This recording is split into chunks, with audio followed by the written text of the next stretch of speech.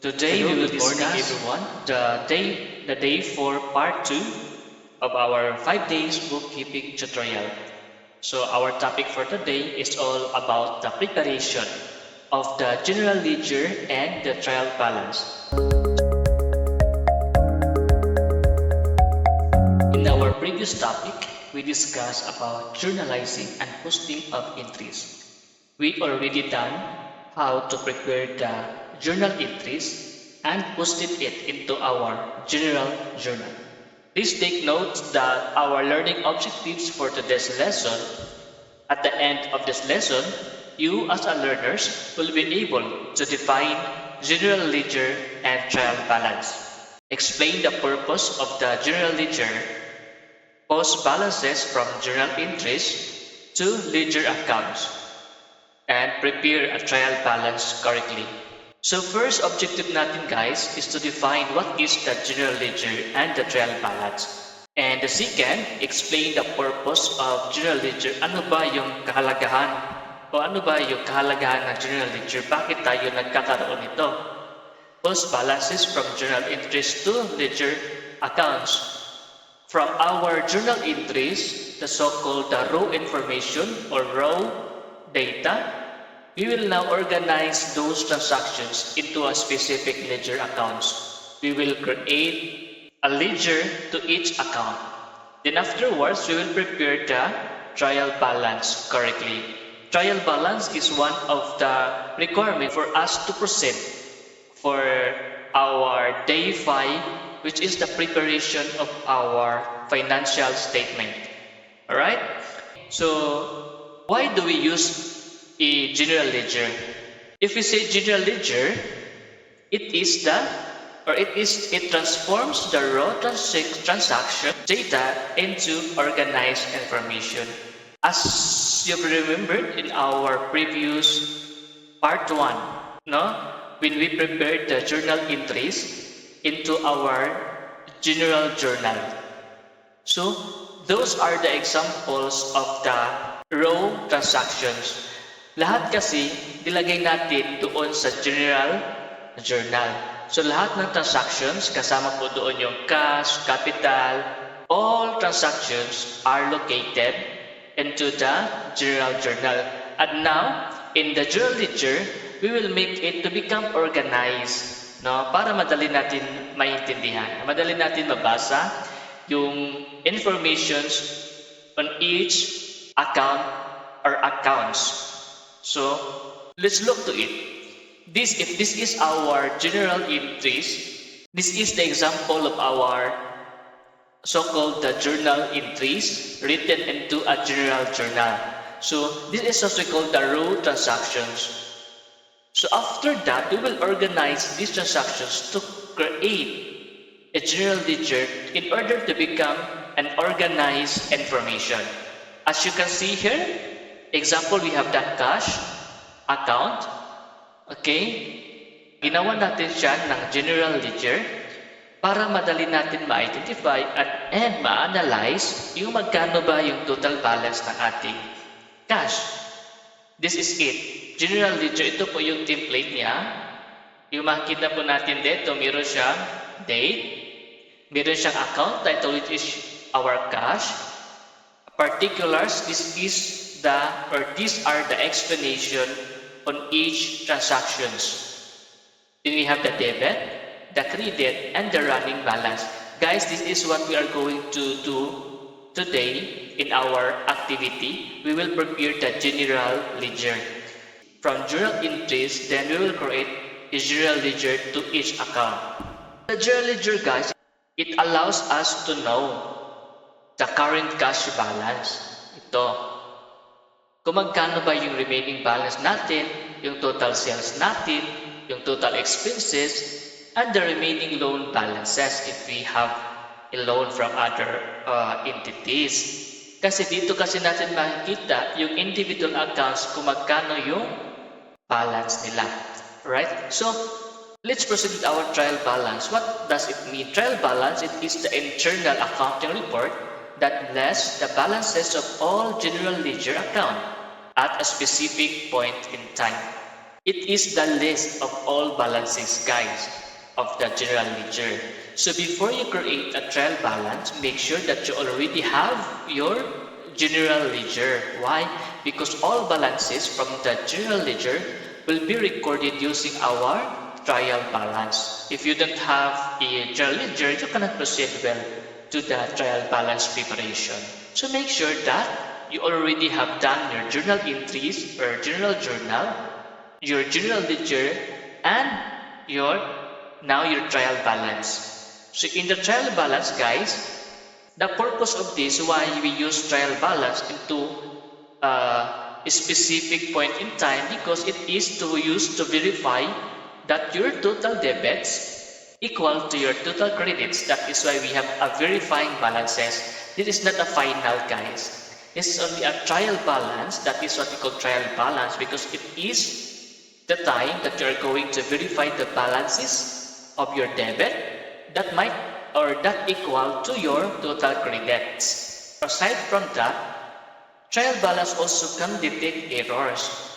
No? It catches the math mistakes before the final reporting. Dito natin makikita if meron tayong mga erroneous transactions, meron tayong mga need na i-correct ng mga transactions before to prepare your financial reports, or which is called the financial statements. So dito pa lang dapat makita na natin, ma-check na agad ni accounting kung ano yung mga mali-mali na mga transactions natin. It also prepare financial statements. Yun nga yung sabi ko kanina, you cannot proceed to prepare your financial statements if you don't have your trial balance. Why? Because it acts as the stepping stone to financial statements. No? Dito natin basihan lahat po ng data natin para tayo makagawa na financial statements. So now this is the template for our trial balance. See to it. Trial balance contains only the account titles, the post reference, the debit, and the credit. Guys, in preparing a trial balance, make sure that you have to follow the 5 major accounts. Now first, you have to put here is the assets, which is the cash, accounts received, cash, then liabilities, accounts payable is the example of liabilities, and equity, which is the lien capital. For example, this is your equity, followed by the revenue and expenses, our last account. Okay, so make sure here that your debit must be equal to your credit. Ito yung purpose ng ating trial balance para ma-check natin if tama ba, balance ba yung debit and credit natin. Okay? So as we will continue to our day 5 of our bookkeeping tutorial, please don't forget to watch our previous videos, our day 1 up to day 4, para hindi kayo mahirapan sa pag-prepare ng ating financial statement. So now, let's proceed to prepare our general ledger and trial balance based on the previous journal entries. No? As we have already done our journal entries in our day 4 part 1, so those transactions now, gagawa natin siya ng general ledger at saka yung trial balance. Afterwards, in our day 5, we will create a basic financial statements. Okay, so balikan na natin yung problem natin in our day 4 part 1. This is the problem, guys. Mr. John established an online shop named Perfect Shop Online on May 15, 2025. The following transactions occurred during the month. So since natapos na natin yung yung journal entries natin, doon tayo magbe-base ngayon. Kung magbe-base ng mga information natin para tayo makakreate ng journal ledger para tuloy-tuloy po. Isa lang po yung problem natin na ifo-focus, tapos gawa natin siya ng financial statement. So let's proceed to our Microsoft Excel. Balikan na natin yung Excel natin, guys. In our day 4 part 1, guys, we already done this, our journal entries. Okay? Now, ang gagawin natin is gagawa tayo ng journal ledger. Ito yung template natin ng journal ledger, guys. We have here the name of the company, the name of book, journal ledger, and the month or period covered for the month ended May 31, 2025. Okay, so here, ang gagawin natin guys, let's follow this one, our account titles. Yung sinabi ko kanina, uunahin natin yung mga assets. Ano ba yung mga assets na mga accounts under ng assets? We have the cash, we have the accounts receivable, we have the office equipment, computer software, and supplies. Okay? Ito yung mga accounts under po ng assets.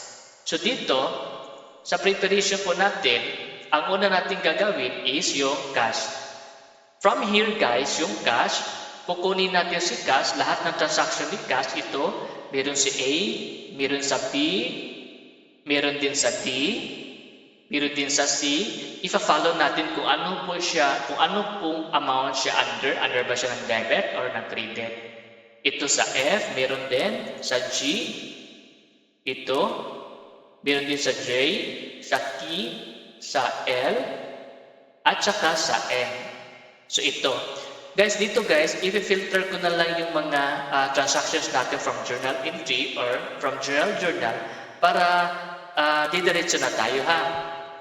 Okay, dito i-filter ko yung cash transaction. Okay, nakita nyo ba guys? This is now what we call the general ledger of the cash. Meron siyang date dito, date A. Cash niya is to record the invested amount, which is, lagyan natin siya ng reference guys. Yung post reference natin dito, since yung transactions na A, date A, cash transactions, ay makikita natin sa General Journal, page 1. Ito. Now, let's consider this page, only one page lang yung General Journal natin ha. One page lang siya. Kaya nilagyan natin dito na General Journal 01. At ito yung reference or post reference natin na ilalagay dito. General Journal 01. In transaction A, there is cash to record invested amount, difference number GJ01 amounting to 157,000. Debit, check natin. If debit ba, ito, debit siya. Tapos, running balance niya is 157. Guys, sa general ledger natin, guys, ito yung sinabi ko kanina, nalagyan natin siya ng running balance. Kaya nga, pag i-generate natin yung per accounts, malalaman natin kung magkano yung running balance.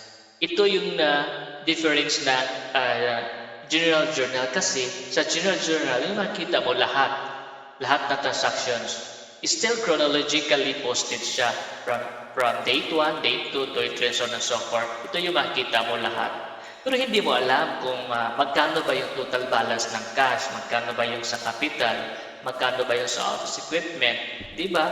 Magkano ba yung cash na na-out niya? Hindi mo siya makikita. Dito mo siya makikita in the general ledger. Mas organized na po siya sa general ledger kasi lahat ng accounts natin ay gagawa natin ng katulad ito. Another transactions, transaction B, cash to record office desk cabinet. Check natin dito sa letter B. Okay, meron tayong cash. 15,000. Ito lang yung kukunin natin guys ha. Hindi natin isama yung ibang accounts. Cash lang lahat. Ilagay natin dito sa cash. Since credit siya, ilalagay natin 15,950 under the credit column. Now, magkano yung balance natin? Sa dito guys, isa-sum off natin. Una, 157,000 yung cash. Tapos, meron tayong na-out na 15,150. Yung running niya is 141,800. 150 na lang. Check din natin sa letter D. Sa letter D, meron siyang cash. Ito. Meron siyang cash. Computer software.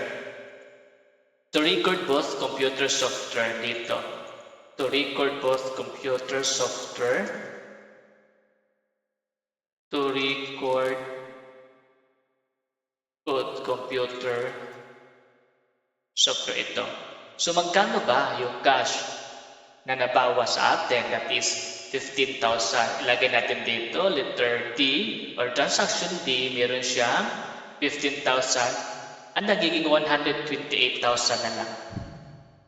Pagdating naman sa transaction E, check natin dito if tama ba.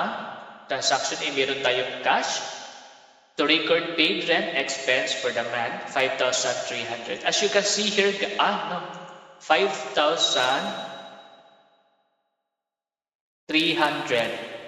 5,300.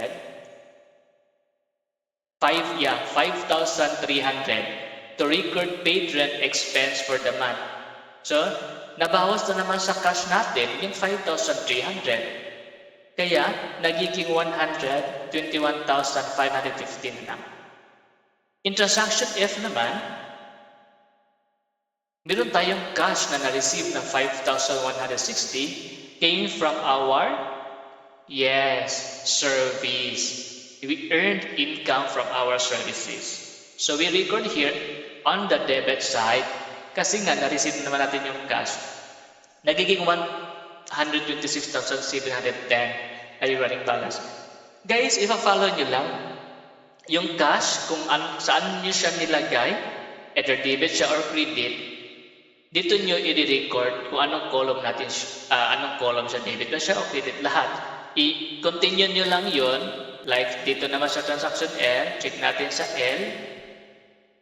Meron siyang cash na 10,900. May nare-receive naman siya from the service rendered. I-record nyo lang ito na debit side. Alright? So overall, your outstanding balance for your cash account is only 115,250. Next is the accounts receivable. Meron ba tayong accounts receivable? Accounts receivable. Wala tayong accounts receivable. Skip natin. Then, office equipment. Check natin if meron tayong office equipment. Office equipment. Ayun, meron tayong dalawa.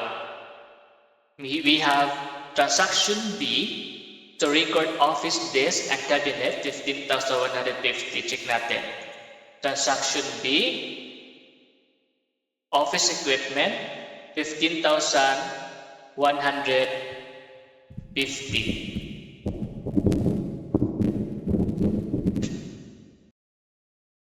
Okay, ito yung remarks niya to record office desk and cabinet, 15,150.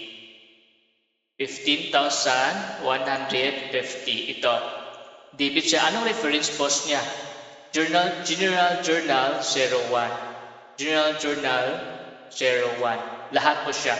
Yung sa cash natin kanina, balikan lang natin siya. Meron din yung tinatawag na post reference. Kakopy lang natin siya. Ito. Ay. Journal 01. General Journal 01. 01. General Journal 01. General Journal 01. Lahat ng transactions natin guys ay located siya on the General Journal page 1. Yon. Kung saan natin siya ipopost. Ito po yung purpose ng post reference natin kung saan po siya nakapost. Since nakapost naman lahat ng transactions natin into our General Journal page 1, so kaya 1 ang nilagay natin dito. Pag nakapost naman siya ito, for example, General Journal page 2, ang nilagay natin dito is General Journal 02 na lang. Para madali po natin malulocate kung saan naka-record yung transaction niya. Para ma-review naman natin. Okay? So let's go back to our office equipment. Office equipment, we only have 2 transactions. Transaction B and transaction C. So proceed natin sa transaction C, which is the 57,500. Debit siya, 57,500. So yung running balance natin is 72,650. Next is the computer software. Check natin if meron tayong computer software. Ito meron tayo sa D. Transaction D, computer software, debit 39,000. So i-record natin dito yung computer software, which is yon. Computer software to record both computer software amounting to 39,000. Post reference niya is General Journal 01 only. The running balance is 39,000. Guys, ito yung computer software. Ang name, ang account title natin So lahat ng transactions na makikita mo dito related lang naman siya. Related siya sa computer software. Hindi na isama yung iba. Next, account title is the supplies. Check natin if meron siyang supplies. Filter na lang natin dito. Only one, transaction I. Verify natin transaction I, meron bang supplies? Yes, meron siya. 2,290 to record the print paper and stationeries. Ito, 2,290. So your running balance for your supplies is 2,290. Alright? Ang next naman natin na gagawin is the liabilities. Check natin lahat ng liabilities. Meron tayo accounts payable. So gagawa natin siya ng general ledger, transaction D. Accounts payable is 24,000 ito. So record both computer software 24,000. Meron kang running balance na starting balance na 24,000. Transaction G, meron kang 4,000 to record Panaflex signage. To record Panaflex signage, 4,000, so 28,000 na. Pagdating naman sa transaction H, meron ding accounts payable, 3,230 to record the received bill for advertising. So we have 3,230, so running balance 31,230. H, then I, to record both print paper and stationaries. Transaction I, we have 2,290, running balance 33,520, and last is transaction key, service revenue. Transaction key is 3,230 to record the paid bill for advertising. I-record natin yung payment natin sa advertising bill, no? That is 3,230. So your outstanding balance now is 30,290. Reference na post reference to G101. Okay. So our next transaction, i-check natin yung capital. Meron ba dito? Jan capital and Jan withdrawals. Okay? Filter natin again yung capital. Jan capital, meron siyang transactions A. Sa Jan capital, transaction A, check natin. Ayun, meron siyang Jan capital. Magkano yung amount? Jan capital. We have 157,000. Record natin dito, to record investment or invested amount, 157,000. Another transaction, we have transaction C, Jan capital, to record Jan's invested, 57,500 ito.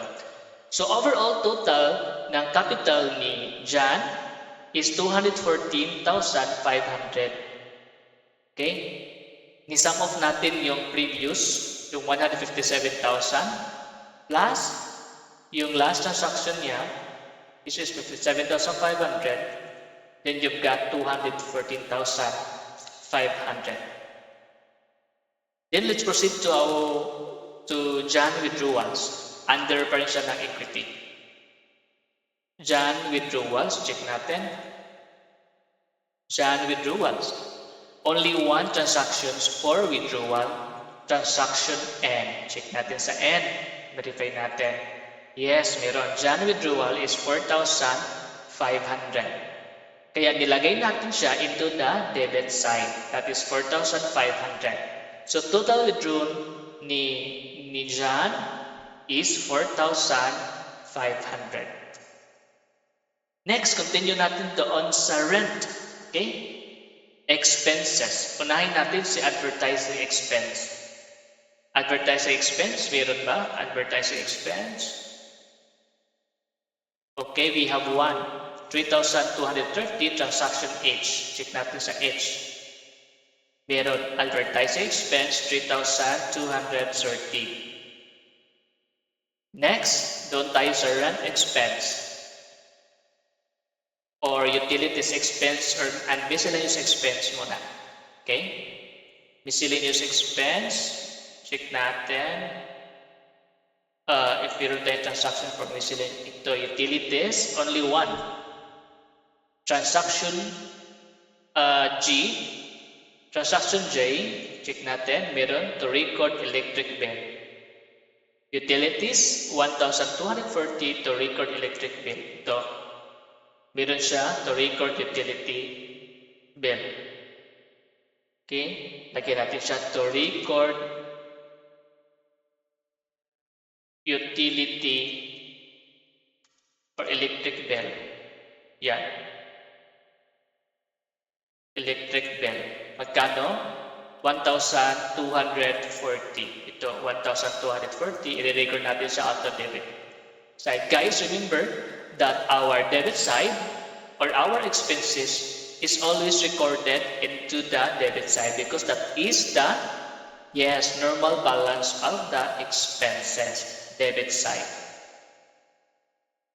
Sige, let's proceed. Rent expense. Check natin sa rent expense. Rent expense. And check natin. Palitan natin ang rent expense. Alright. We only have one transaction for the rent expense. Transaction E to,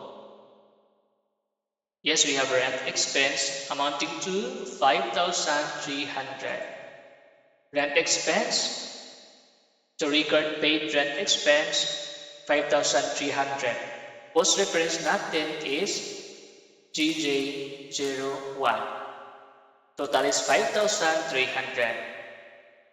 Go for salaries expense. Let's check for salaries expense if meron ba. Salaries expense, yes, only have one transaction. Salaries expense, transaction N. Transaction N. Ito, salaries expense, debit 8,400 to record paid salaries to employees. Okay, salaries expense, ilagay natin dyan. Then to record paid salaries to employees. Occasion, we have posted it from General Journal 01. That is the debit side, 8,400. And the total expense for the salaries is 8,400. Service revenue. Check natin if mayroong service revenue. Ito, mayroong dalawa. Transaction F. Check natin dito.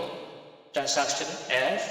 Mayroon siyang service revenue to record the collected for service amounting 5,160. Service revenue to record collected for services or from services amounting to 5,160. And transaction L to record the collected service rendered. Post reference GJ01 10,900. Total income is 16,060. Guys, remember that our revenues is posted first onto the credit side. This is the default balance of the revenue, credit side. Alright? Now that we already done our general ledger, now let's proceed to the trial balance and how to prepare it. So first that we're going to do is to identify those assets, accounts, liabilities, revenue, and expenses. Then from general ledger, let's get all the outstanding balances on each account and let's put it into our trial balance. So we've done already our general ledger preparation. Now after the general ledger, guys, you may now proceed to the preparation of your trial balance. Let's get the running balance of each account and we'll post it into our trial balance. Now let's proceed for our trial balance. Guys, ito, trial balance, ang gagawin natin dito, i-specify natin, no? I-analyze natin lahat po na account titles from the assets, from liabilities, from equity, revenue, and expenses. No? Provided that we already have these accounts, ipa-follow natin ito. Una, ilalagay natin dito is ang cash. Tapos accounts receivable and office equipment. Okay, i-copy na lang natin ito guys dito para hindi tayo mag-swap na screen. So ang gagawin ko dito, i-copy ko lang yung cash, accounts receivable, office equipment. Ganito po guys mag-prepare ng trial balance. Don't forget po, computer software, supplies, then signage. Next, yung mga account titles naman under the liabilities. So we have accounts payable. Only one. After that, ipa-follow naman natin, isusunod naman natin yung mga accounts under the equity. We have Jan, capital, Jan, withdrawals. After that, ipa-follow naman natin yung revenue. We only have one, service revenue.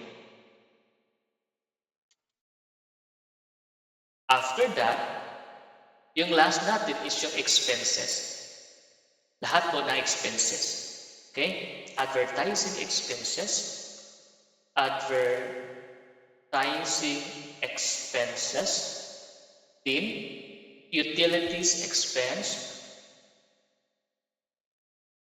and miscellaneous expense. Next, rent expense, then salaries expense. That's the last, salaries expense. Alright, then yung post reference nila naman guys, ay dito natin isusulat. General Journal 1. General Journal 01, 1. Okay, drag na lang natin pababa. Ayun. Okay? Then next is unahin natin yung cash. Okay? So si cash, based on our general ledger, check natin si cash kung magkano yung balance ni cash. Okay, running balance ng cash is 115,240. Ito natin siya i-record. 115,240. 115,250. Next, we have the accounts receivable. As we all know that we don't have accounts receivable transactions. So, let's put here 0. Next, office equipment. Let's see from our general ledger if we have an office equipment balance. A standing balance for office equipment is 72,650. 72,650. Next, our computer software. Computer software, we have running balance of 39,000. We only have 39,000. 39,000.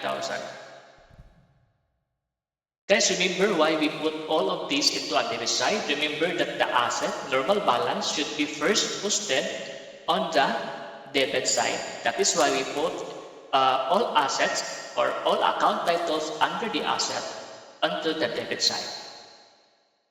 Proceed to supplies. We have 2,290. 2,290.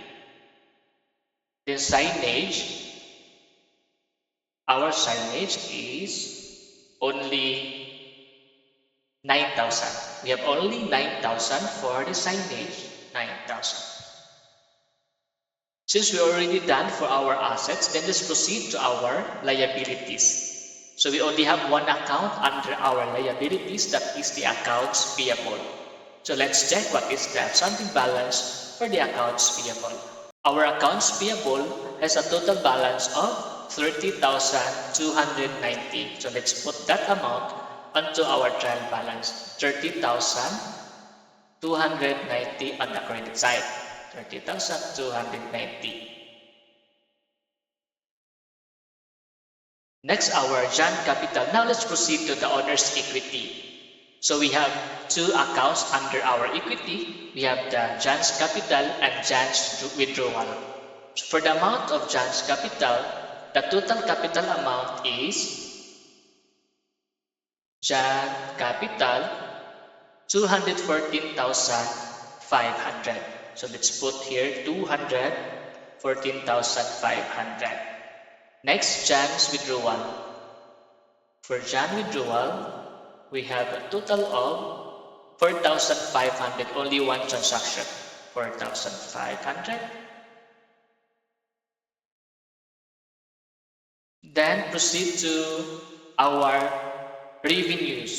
So let's proceed to our revenue account. We only have one, service revenue. So let's find out the total balance for the service revenue, 16,060. Put here 16,060. Guys, remember also that our revenue normal balance is a credit side. So that is why we put the total revenue from service revenue to a credit side of our trial balance. Advertising expense, we have 3,230. 3,230. Advertising expense is under our expenses account.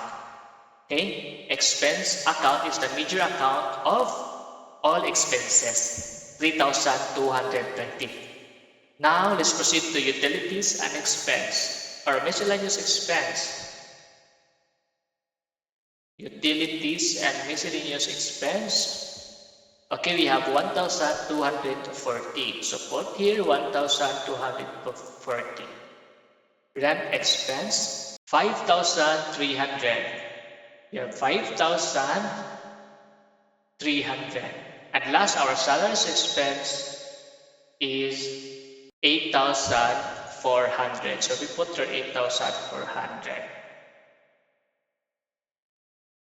And our total here, guys, look at here. We have a different total balance from our debit side and the credit side. This is what I told you, that you need to prepare your trial balance so that you are sure that your debit and credit are equal. So now, let's find out what's the error in our transactions here. So, i-review natin ulit kung magkano ba yung total. Check natin kung magkano yung difference. Okay? Sasubtract lang natin yung debit at saka credit. So we have 45,340. So let's find out. Check natin ulit sa cash if magkano yung total. 115,240. Office equipment. Kaya kailangan talaga guys na meron tayong trial balance ha. Para dito pa lang, mapafind out na natin if may mali sa mga transactions. 72,650. Trial balance 72,650. Computer software 39,000. Supplies 2,290. Signage 9,000. Meron tayong Jan's Withdrawal. Since Jan's Withdrawal is supposedly it is under our debit side. Change natin from here, lagay natin dito. 4,500. So magkano lang difference? 36,340. So let's continue to our service revenue. Ito guys, dito, as yung sinabi ko kanina, yung lahat ng expenses natin ay dapat nakalagay po siya dito sa debit side. Magkano yung total nito is 18,170. Dito natin siya ilalagay. Advertising expense, 3,230. 1,240. Rent expense, 5,300. Salaries expense, 8,400. 850. Now, you check guys. It is now balanced, our debit and credit. 260,850. Yes, that is how we balance our trial balance. If there is an unbalance, of course, you have to go back to your original transactions. You have to check it if everything is recorded correctly. If not, then change on it as soon as before you proceed for the preparation of your financial statement. Kasi pag mali ka na sa trial balance mo, lalo magkakamali ka doon sa preparation ng financial statement natin. Kaya kailangan natin na ma-check agad. Trial balance, kaya natin sinasabi ng trial balance for you to make sure na nabalansin na lahat ng transactions natin. If you found this video helpful, please don't forget to subscribe and turn on your notification bell para palagi kayong ma-notify on our next upload na videos. Thank you and God bless everyone.